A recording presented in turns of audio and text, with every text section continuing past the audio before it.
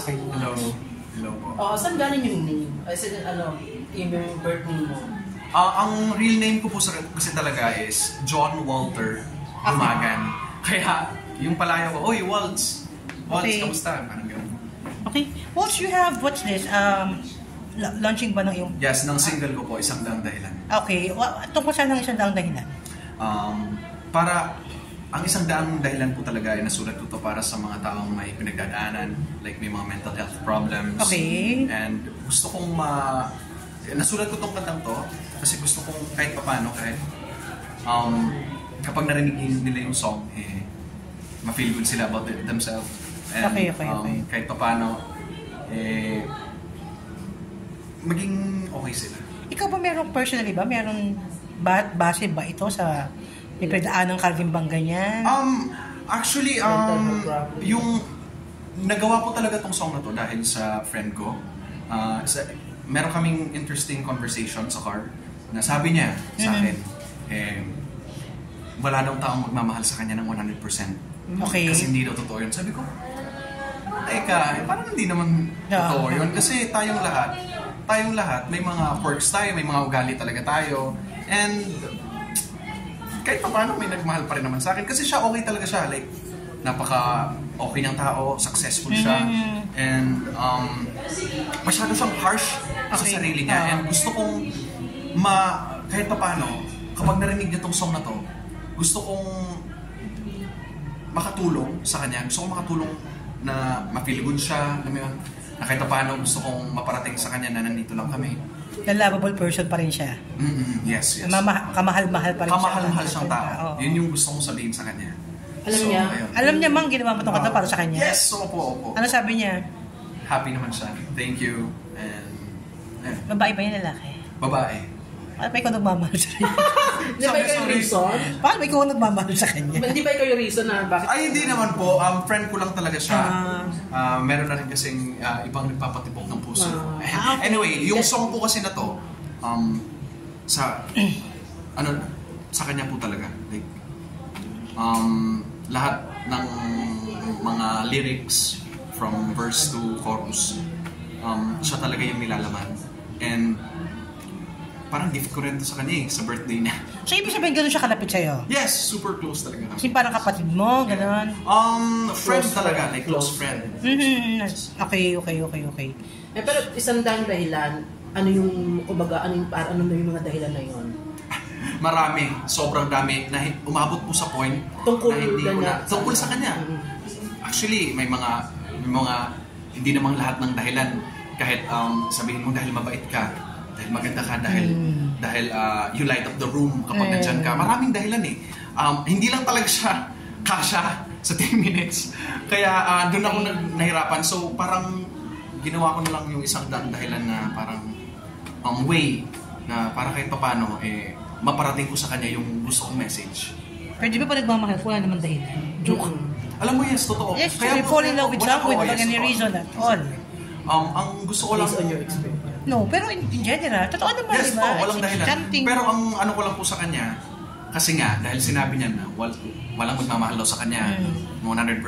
Sabi ko, may 100 reasons kung bakit ka kamahal-mahal. Kung bakit ka mahalaga sa mundong to. Kasi marami kang taong napapasaya, marami kang taong natutulungan, mahal na mahal ka ng mga kaibigan mo, ng mga magulang mo. Gusto kong parang, yun gusto kong iparating sa kanya. Broken hearted ba siya na break na ng boyfriend niya? Hindi naman, hindi. Ano lang talaga siya, like harsh lang talaga siya sa sarili niya. Parang negative ang tingin. May ganun, no? Sobrang mahal nila, like meron sila, kapag may friends sila, sobrang mahal nila, pero pagdating sa sarili nila, parang harsh silang, harsh sila, masyado silang harsh. Pessimistic. Sila yung pinaka-greatest critic sa mga sarili nila. May ganun talaga eh. And ako naman, gusto ko, kahit paano, ma-realize niya na you're enough. Yes. Binuo ka sa mundong to na enough, na kumpleto. Alam mo yun, wala ka nang idadagdag pa. Okay ka na.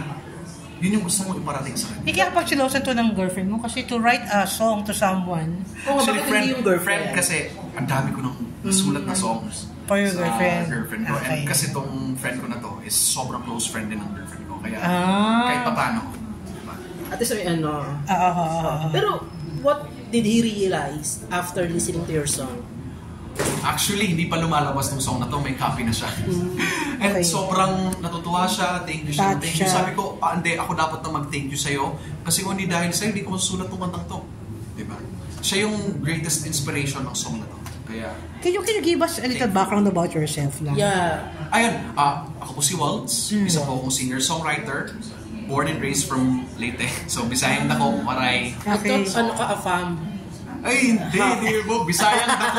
Bisaya, siya Bisaya. Bisayang dako po. College graduate, nagtatrabaho. Ay, wala. Ano po, under po ako, under Graduate. EMI. Under no? Under EMI. Okay, Under okay, EMI, okay. yes po. And plan kong mag-law. Ayusin ko lang yung papers Mag-law, ko. Yes. lawyer, Gusto ko okay. talagang mag-aral din ulit. And, ayun. Yun. Ako, yun po. Pero paano nagsimula yung singing career mo?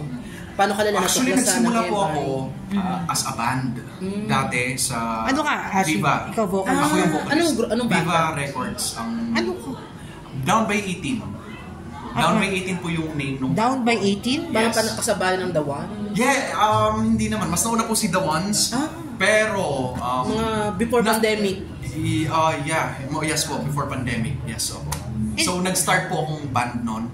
And kahit papano, nung Down by 18 kami, meron namang kami mga shows, meron kaming Tour? yeah, may mga tours din naman. Tapos nung nagka-pandemic parang ang hirap parang hindi kami makapag-rehearse. Basta yun. Parang paano tayo makakapag-collab nito ng 'di ba, ng magkakalayo. So naisipan namin mag-Zoom, pero hindi talaga kaya ibang So person ang na. nangyari, sabi ko guys, may gagawin akong solo project na plan ko sa sarili ko lang muna. Okay lang ba? Tapos doon nagsimula, Pumayag sila. pumayag naman sila. Sila pa rin po yung banda ko ngayon. Okay, kinuha mo Opo, sila. nag-transition lang talaga kami to Waltz.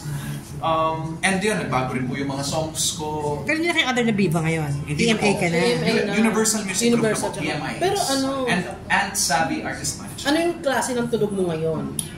Dati po talaga, nung Viva kami, alternative pop rock. Actually ngayon, alternative pop rock pa rin naman. Pero nag-explore din po ako sa mga bagong Alternative genres ngayon.